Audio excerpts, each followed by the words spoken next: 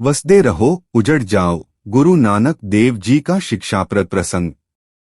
गुरु नानक देव जी ने प्रेम, करुणा और मानवता का संदेश फैलाने के लिए बड़े पैमाने पर यात्रा की और समाज के सभी संप्रदायों द्वारा उनका बहुत सम्मान किया जाता था।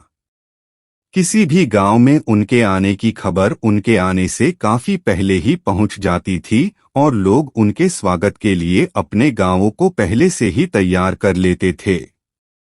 उनकी एक यात्रा में गुरु नानक देव जी अपने साथी शिष्य मर्दाना के साथ एक अलग अनुभव लेने के लिए एक गांव में जा रहे थे। उस गांव का नाम कंगनपुर है, जो कसूर जिला में पड़ता है, जो अब पाकिस्तान में है। यहाँ के मूल निवासी ठंडे, घमंडी और तिरस्कारपूर्ण थे।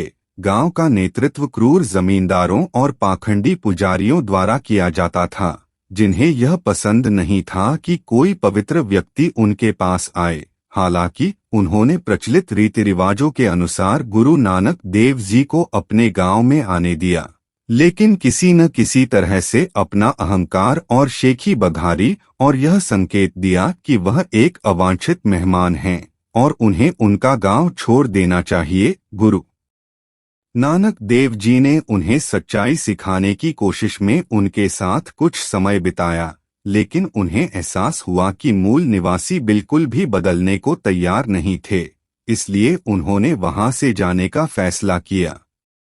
वह अगले गांव में जाने से पहले हर गांव के लोगों को आशीर्वाद देते थे। इस गांव को छोड़ने पर परंपरा को कायम रखते हुए गुरु नानक देव जी ने उन्हें आशीर्वाद दिया, वसदे रहो। गांव वालों से बेहद ठंडा व्यवहार पाने के बाद मर्दाना गुरु नानक देव जी के आशीर्वाद से चकित रह गया, लेकिन उन्हें इस बात का कोई अंदाजा नहीं था कि गुरु नानक देव जी क्यों चाहते थे कि वे वहां रहें। उनकी यात्रा पर आगे वे दूसरे गांव मानक डेके, जो कंगनपुर से 2 किलोमीटर की दूरी पर था, में पहुंचे। यहाँ के मूल निवासी सरल, स्नेही, दयालु और शालीन व्यवहार वाले थे। हर दिन ग्रामीण एकत्र होते और गुरु नानक देव जी से ज्ञान के पाठ सुनते। बहुत उत्सुकता से वे गुरु नानक देव जी से अपने प्रश्न पूछते थे और उनसे सीखते थे कि वे अपने कष्टों को दूर करने और उत्कृष्टता को अपनाने के लिए अपने जीवन को कैसे बदल सकते हैं।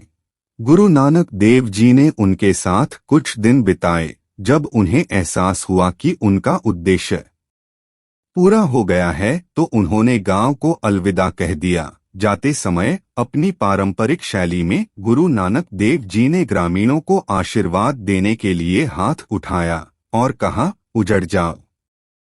गुरु नानक देव जी का आशीर्वाद सुनकर मर्दाना पूरी तरह चकित हो गया।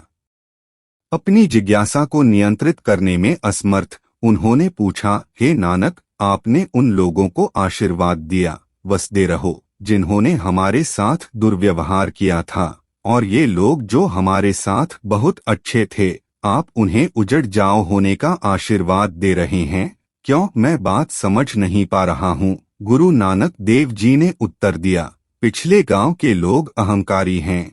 उनके विशाल अहंकार ने उनके दिमाग को नई अंतर्दृष्टियों के लिए बंद कर दिया है, इसलिए परिवर्तन का कोई मौका ही नहीं है। उनके पास अच्छे मूल्य और नैतिकता नहीं है।